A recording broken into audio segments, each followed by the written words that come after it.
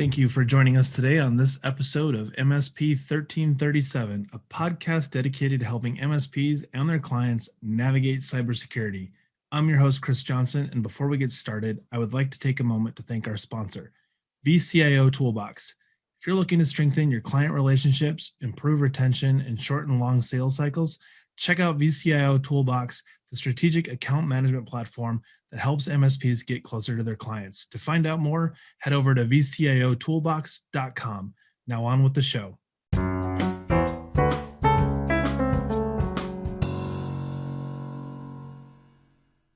I'm joined today by Bryan Sullo of Clock Tower Technology Services. Welcome, Bryan. Thanks, Chris. Thanks for having me on. Hey, so Bryan, I'll just jump right in with a couple questions that I think will drive our conversation for today. We've been talking over the last couple weeks about secure outcomes and security maturity as part of the MSP-Ignite peer groups. And one of the things I think that's interesting in the conversations we've had that are not unique to MSP-Ignite, but are really challenges that we face as MSPs across the industry, and that is security is now something that's not just being driven by the MSP space, but it's now being driven by our clients. And our clients are asking questions like, help me answer this insurance questionnaire, or do we have these things in place? And as we kind of roll through these sort of opportunities, if you will, one of the things that you and I were talking about is, what's the value proposition that I'm bringing to my clients when we start talking about the security components and how to do things that don't, break the bank for them? Because as we've talked about with CIS Top 20 and some of the others, it's not necessarily about how much money we're going to spend to become secure. It's what's the effort that's going to be the burden, if you will, on me or my employees to improve our security posture. So specifically, our conversation has been recently around clients saying, hey, I need help with CMMC. I'm using that one as an example because that's very specific to what we were talking about, but I think it's bigger than that. So talk to me about what you're seeing as an MSP as we navigate a terrain that is unlike anything prior to, say, 2020. Yeah, I think it's interesting because it all depends on the client, and each client varies quite a bit. The last time that in the industry that I feel like there was a really big security focus from the client side was probably about 5 years ago, or just a little over 5 years ago, when ransomware really started to pick up, and it was something that was on the news. You heard about these big ransomware things on the news pretty frequently, and it was a new thing, and clients were getting nervous about it and saying, "Oh, how are we being protected from this? How can you help us be protected from this?" And I think, at that time, the typical MSP answer was, "Well, we need to put more tools in our security stack." And that's what we did. We put more tools in our security stack. We charged more money, and clients said, "Thank you." Right. Now we Put more feel stuff in their better. environment too, right? Not just the tool that you use, but I'm going to load more stuff next to the system tray. Yeah, exactly. And then I think that I think there's been a little bit of a lull. At least there has been for us.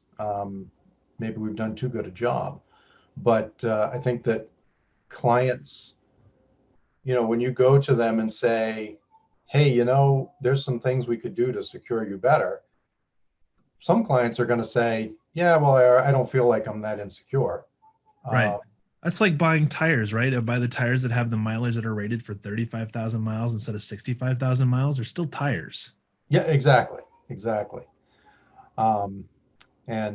these are probably the same clients who don't understand the value of replacing something before it crashes rather than after it crashes. But Well, yeah, until I'm a victim, it'll never happen to me. Until you're in a car accident, I have a perfect driving record. It doesn't matter right. whose fault it is. It goes on my driving record. Yeah. Well, Exactly. let's rewind for a second back to the ransomware and then talking about the lull. Do you think it's possible that it's not because ransomware was suddenly like maybe stagnant, but maybe more along the lines of we predominantly in the MSP space work with SMB, right? We're not working with Microsoft's not my client, right? I might buy from them, but they're not the ones calling me up and saying, "Hey, Chris, we need to lock down our employees. They're spending too much time on social media."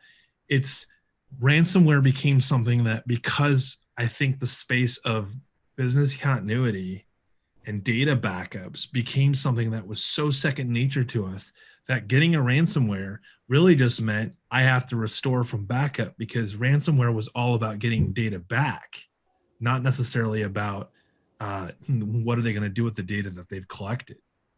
Yeah, and that has certainly changed in the last year or so, with the now the extortion demands Sure. of ransomware. Um, I think that the clients who are really driving now the compliance and security space for us anyway are the ones who are being forced into it by because they have government contracts or they have they're part of the government supply chain. I think this has always been the case with HIPAA. We Sure. don't have any HIPAA regulated clients, but the we've had on occasion we have financial services clients who have to do certain things. They're not actually regulated in the same way, which is kind of surprising. I'm waiting for that to happen, but they have usually their broker dealers will come to them and say, "Hey, you have to meet these particular requirements to be part of our network." Those are predominantly, I think, right now still sort of the NYDFS, right? These are the uh, New York. If you're doing financial services in the state of New York, or the customers are in the state of New York, then of course your clients fall into that. But by and large, that hasn't really spread to being adopted, throughout the country yet. We see privacy laws happening all over the place, but Right. financial regulation, just outside of the PCI, there really hasn't been a huge push yet. Massachusetts was one of the first to adopt a comprehensive privacy regulation, Right.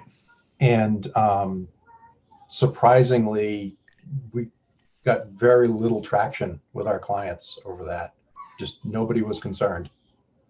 I Yeah. think I think when you deal with privacy, it's sort of like I don't want to say Pandora's box, but we tend to, I think, push privacy to the side, and I think it's a consumerism model that's predominantly big in North America, primarily the United States, and that is, I would rather have convenience over my privacy. So I would, take advantage of my Echo Dots or the Google Home, whatever it might be, because it adds some sort of value to me that may not even be real value, right? It's convenience to say get my calendar read to me, and it's like, how hard is it to pick up my cell phone and actually look at my calendar?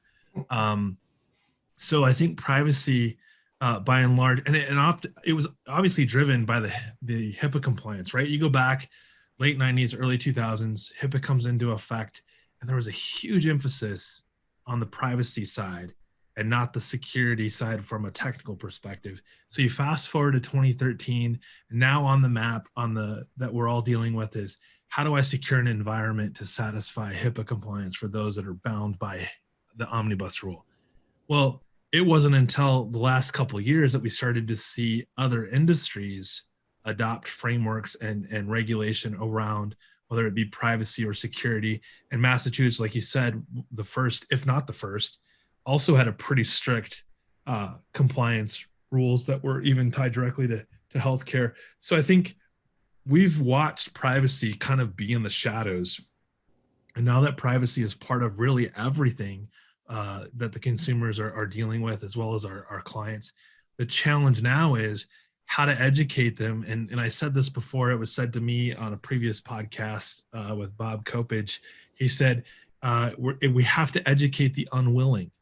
They don't want to learn this, right? Like they don't want to participate. They really do want you to say, hey guys, I have an easy button for you. And Mhm. it's the real deal this time. The problem is all of this has been driven by us being asked to deliver something to our clients without them having to participate in that delivery process. We can talk about how I ship somebody a box and they have to unbox it. That's really the extent of what they want to participate in, like new shiny object. I get to open it. Now we're dealing with, say, CMMC as an example. They have to participate in answering the questions. They have to participate in saying, I have to achieve whatever the level it is. The policies that have to be developed, they are responsible for those policies, not you. So I guess this kind of is a good segue. Talk to me about the client that you sort of messaged me on that said they're kind of laughing about needing to pay you to help them go through and answer these questions. Yeah. So this was they got an email from a customer of theirs. They're in the government supply chain. Okay. This customer's, you would recognize the name. They're very large, and they basically said you have to be compliant with CMMC and the interim rules, or we can't give you any more contracts. Sure. And they received another email from another client who basically said the same thing and said, look, we saw your your last NIST self-assessment score. You need to pass this. Like, you have to make this right.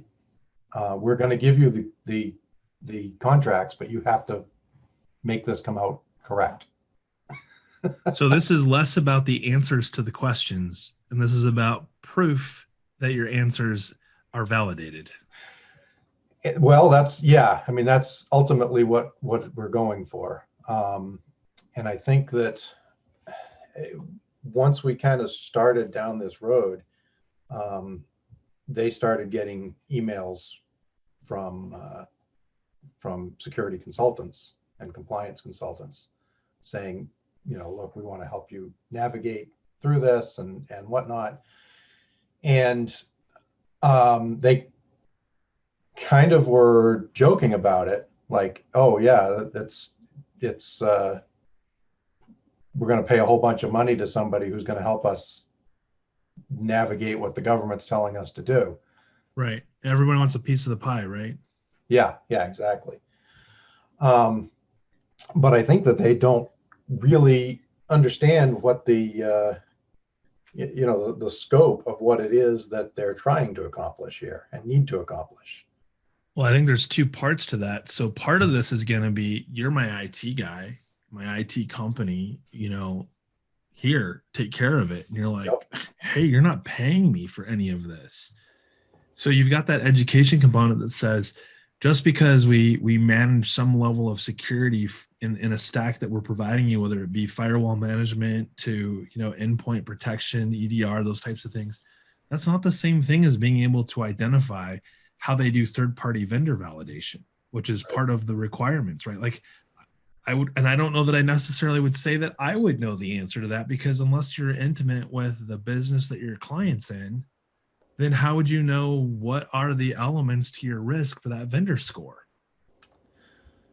Yeah, and I think that's part of the challenge is educating the client that it's not just a bunch of switches that you can flip Right. to turn on. One of the requirements is to have multi-factor authentication. Sure, that's a switch you can flip. You can turn that on and have it work. But does it work? Because here's what I would say to that. If you turned on 2FA because the client says turn it on, are you going to then be in a position where you're flooded with tickets from end users who are like, I can't log in, it's prompting me to take a picture of a QR code? Well, that's the other side of that coin. You're right, is that all of this stuff causes more work for the MSP. At least in the short term, right? Yeah. Yeah. So then the other piece is tied to, with regards to like the supply chain and some of the pieces that are in there. Even if this is totally within your wheelhouse to deliver to them, there is an overhead or a burden of cost that says, I'm only doing so much. There's the other side of this that says you have to participate with me. The client can't just say, you're doing these things. And I hear this all the time. I answered the questions for my client back to their client. We have no business answering these questionnaires for them. Now, are there questions that we know answers to that the client doesn't? Absolutely. But their client wasn't asking you to answer those questions. So to give back the answers and you now have third party answers, right? That's kind of problematic in my book because then whose truth is this? The client's that's been asked the questions or yours? And that's one of the things that in my most recent discussion with this client, as we were going through the NIST 800 controls, one of the statements was, well, my version of implemented might be different than your version of implemented. And I'm trying to, I'm trying to say, well, there is some level of objectivity here that you have to meet. You can't just decide that this is implemented because you want it to be. Yeah, if I recall, if we just kind of throw it out there, you have not implemented at all.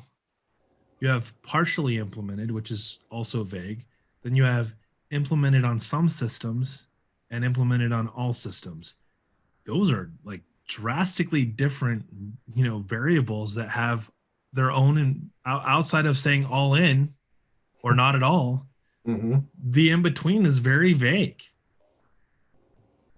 It is, and even, I mean, some of them, even what constitutes it actually being implemented. I mean, it's very dependent on the capabilities and the size of the company. Something that a 2,000 person company might put into place that would satisfy that control is going to be different than something a 30-person company is going to put into place to satisfy that control.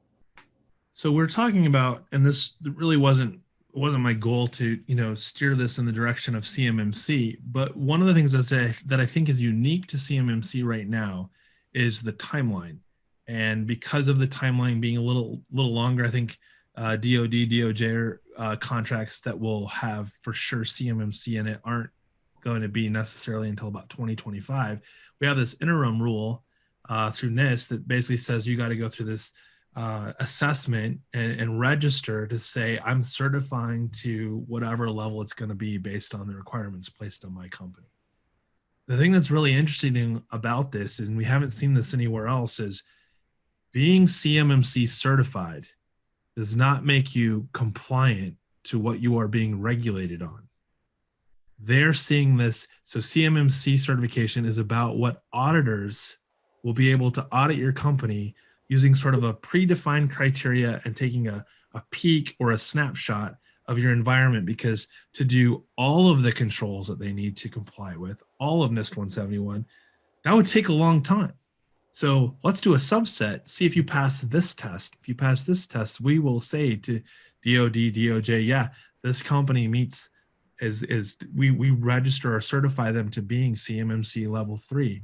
Okay, well, if that's the case, are they NIST 171 compliant? Did they achieve those control satisfaction, like you said, partially or completely, like those kind of things? And we don't see that right now with other frameworks where it's like, we're going to do an assessment and we're going to assess only these fraction of controls. We're spot checking you. They come in and they're looking for, are you compliant across the board? So, where do you go with that? So, how do you help a client understand that being CMMC certified, or for that matter, certifying to anything, is not checking boxes anymore? It's about your security posture and whether or not you can satisfy any control set that might get put in front of you. Because the questionnaires that these clients are getting are becoming more and more frequent, and they're coming from different groups than we had before. So, like right now, you got a client that's getting this request on the CMMC front. Well, what about when it's the insurance guy? They're not saying, hey, I'm basing this on CMMC or HIPAA or NIST 171. They just give you a set of questions that you have to answer. And that's one of the hardest things about compliance management is just all of the, mapping the policies that are in place to each of the different frameworks. Sure. And there are documents that do that, but if your policies aren't written specifically to one of those frameworks, then it becomes hard to map anything to anything. Sure. Um, but I forget what your original question was, but I think it was more of a statement with sort of like a hanging chat on the end of it, not to get into politics, but it was less a question and more of like thought perspective. So if I oh think yeah, about what you just said, go ahead. yeah, I'm sorry, I remembered what I was thinking. It was, this is, I'm trying to guide this client into the idea that this is a real change of mindset, and that um, this is a process that you're putting into place. This isn't a journey with a destination. No, You this is say, a I'm gonna journey with a lot of pit stops, maybe, but the destination's never going to be clear. right. And compliance isn't a destination you reach. It's you have to put into place things, procedures and policies where you're doing your own regular audits and you're doing your own regular policy reviews. Yep. And it's not just something that you say, okay, yeah, we're going to spend a bunch of money this year and get up to compliance and then be done. And Right. that'll hold us for another 5 years or something. Well, even that's an interesting thing to say. I'm working towards achieving compliance. Will I ever be compliant? I think that's uh, it's almost its own religion and theology to go with it because it's a moving state, right? So if we think back to, I don't know if you were on the town hall that we did with a roundtable that we did with data with Ryan Weeks. He talked about just control one and talked about asset management and how to collect on control one for asset inventory for authorized and unauthorized assets. And he said, I would be impressed at 80% plus inventory. Well, that's not 100%, which I would consider potentially being done. And for those of you listening, I did air quotes. You achieve 100%. One would argue that that's being done. But he made a point that said, you'll really never, ever be 100%. And if you are, it was just for a snapshot because the next day, what new devices were introduced into that environment, Mm. authorized or not? So I think the challenge we have, and I think you hit it on the head, is we're having to change the mindset of our clients to embrace the idea that says security isn't a thing. It's not a product or a service that just makes this happen. It's not an easy button. It's about cybersecurity being part of the journey that all of our clients and ourselves are going through. Because if we're not focused on security in our environment, then ultimately we're choosing to have there be a destination, and it's called the end of the road for me and my business. Is that fair? Yeah, I think that is. I mean, it's kind of like, I look at it as kind of like a diet, or a diet and exercise routine. It's you go and you say, oh, I'm gonna go on this fasting diet for the next 10 months, and yeah, I'm gonna meet my target weight. But if you haven't changed habits along the way, it's not going to do any good the next day when you go out and get a Big Mac. But Right. so Right. achieving compliance and achieving security, which are not the same thing, but Sure. they should be closely aligned, Yep. um, is more of a change of habit than anything. And I think that's a really good way to say that because I think that when we look at the journey, right, it's that you're getting to a point where if you are following a healthy lifestyle, if you're sort of changing the habits and doing things to be healthy with regards to this say losing weight as the analogy here, is that you can't stop, right? So if you've changed the habits, that doesn't mean you've changed all of them. And that doesn't mean that you're not going to develop new habits that may be bad for you. Like, hey, I discovered that if I pick up smoking, it really helps me keep the weight off, right? Like, whoops, now I've got something else to deal with. So I think this gets into that conversation around we're here to keep us moving in the right direction. We're kind of like the coach, right? The you go to a gym and you get a coach not necessarily because you need to lose weight or because you need to get in shape anymore, but because muscle tone and all these other things that go into it. I'm not an expert on it. I just know that it's benefiting me when I participate in those routine exercises to keep, say, the fat off. So having a coach that says, "Hey, Chris, we're going to change it up a little bit so that we're going to do more leg exercises than we are cardio or whatever it might be." And I think that's that mindset shift that you're talking about, where it's like we've got to get in there and help our clients understand that there is no how we have always done it. There is how we're going to do it going forward. Hmm. And it's going to change, right? It's going to change all the time. It's going to change today. It's going to change in 15 minutes. Tomorrow or next week, you and I are going to have a conversation because you got one of those questionnaires that was just out of left field. And you're like, Chris, I've never seen anything like it. It's no longer a checkbox or bullets that I get to circle. It's now fill in the essay question that articulates why we should be doing business with you, almost like you're giving me your resume. Hmm. And I think that I think you touched on a good point there. And for the MSPs who are listening, this is not something that we can do alone.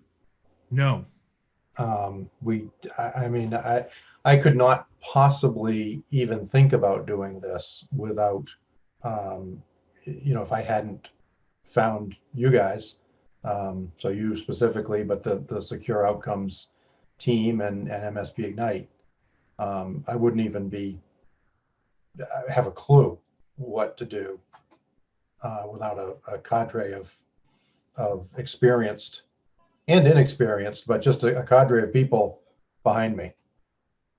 and I think I'm really glad to hear that because I got to tell you that it's the same from our perspective as well. So we started the Secure Outcomes Advisory Group, and maybe two of us on there really had a deep bench strength on, say, cybersecurity and whether it's hacking or forensics, those kind of things. There was two of us. So Ken May and myself probably were the only two that had deep bench strength. And as we looked at our team and as this developed over the last year, it became really, really important to look at it from the perspective of we're businesses that have to operate and use language that our clients understand. That's not speeds and feeds and ones and zeros and techno mumbo jumbo, right? So going to a client and saying, "Hey, your EDR is not up to speed using Norton 360 or whatever it might be," and that's not to diss on Norton 360, it's just to use that as an example of whatever the product might be. The challenge is that because we're working together, because we're having the town halls, because we're continuously talking about what's happening in the environment, the media, what they're pointing out is vulnerabilities that we might be dealing with. We're ultimately going and getting stronger because it's not my experience, it's our experiences, and using those experiences to define how we collectively move forward. Hmm. So, any closing thoughts, Bryan? This has been a great conversation. We could say that it was all about CMMC, but I think CMMC was really just the example of we're navigating a terrain that involves regulatory compliance. It involves frameworks that were probably built primarily for the enterprise, but we're having to use elements of them in the SMB space. And then to go, okay, how do I navigate this going forward? Because we've talked about all the things that we're challenged with. We really haven't spent a ton of time of how do you do it other than to say, don't go alone. Yeah, I mean, I think that is the biggest piece of advice. I think that MSPs who, we all like to throw the VCIO term around in the MSP space. MSPs who have really done that, who really do act as the CIO of their clients' companies, will probably have an easier time of this. Sure. Most of us, who, let's face it, as much as we hate to admit it, most of our interactions with our clients are reactive. We're either reacting to something that's going on in their environment, or we're reacting to some external pressure that they're getting, or some internal pressure that they're creating for us. That's where it becomes harder to, I think, to kind of press the pause button and say, hey, wait a minute, we're going to start, there's some things that we need to drive here, and you actually, client, need to listen to us and not do what we say, but become a real partner with us and to and get this and done. do with us what we're doing. Yeah. Do it together. It's funny as we close this out. I don't normally plug a sponsor at the end of an episode, but I can't help myself on this one. This month's sponsor is actually VCIO Toolbox. And I'm saying that now because you're talking about if you have the CIO services, and that's the area that they focus on, and in getting into some of the virtual CISO services. And I believe my challenge when I'm helping MSPs or their clients, or even my own clients in the MSP space, the one thing that keeps coming up is how do we stay on task? Because you can use an Excel spreadsheet, you can use a Word doc, you can use OneNote, but the reality is most of our clients need to be mapped to some framework or a questionnaire that was put in front of them. And I think that's one of the reasons that I gravitated towards VCIO Toolbox for my own use. And so I bring that up not to just plug them as a sponsor because it happens to be coincidental, but it's important. So whether it's VCIO Toolbox or another product that you can use to help keep the client with you in alignment, and as the MSP, look at your sort of scorecard of like, where am I most vulnerable, right? Because you have more than one client. If you have one client in 10 that's, say inventories at 5%, and you got the rest of them at 90, 95, or 80 plus, you know where you need to focus your energy to protect everybody in your client portfolio. Mhm. So with that, I want to say thanks, Bryan, for being on MSP 1337. I hope you have a great rest of your week. And thanks all of you who are listening. Until next time.